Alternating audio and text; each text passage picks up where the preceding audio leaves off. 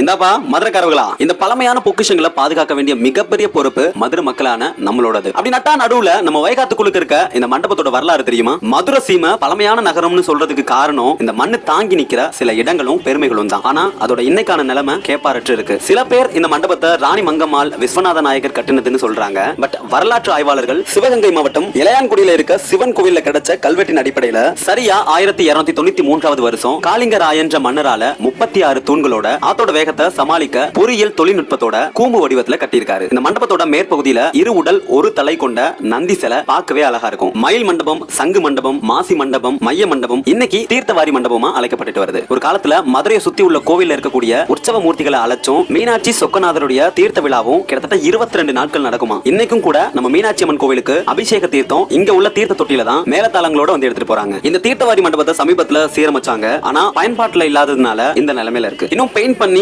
லைட்லாம் போட்டு பயன்பாட்டுக்கு கொண்டு வந்தா ஆத்துக்கு நடுவுல அப்படி பார்க்கவே அழகா அம்சமா இருக்கும்ல. மை டியர் மதுரை மக்களே, இந்த பொக்கிஷங்களை காப்பாற்ற வேண்டிய பொறுப்பு உங்களோடது. இந்த வீடியோக்கு லைக் கொடுத்துட்டு இந்த வீடியோ உங்க ஃப்ரெண்ட்ஸ்க்கு ஷேர் பண்ணி விடுங்க. மதுரையோட பெருமைகளை பார்த்து தெரிஞ்சுக்கிட்டோம். அப்புறம் மறக்காம என்னையும் ஃபாலோ பண்ணிக்கோங்க.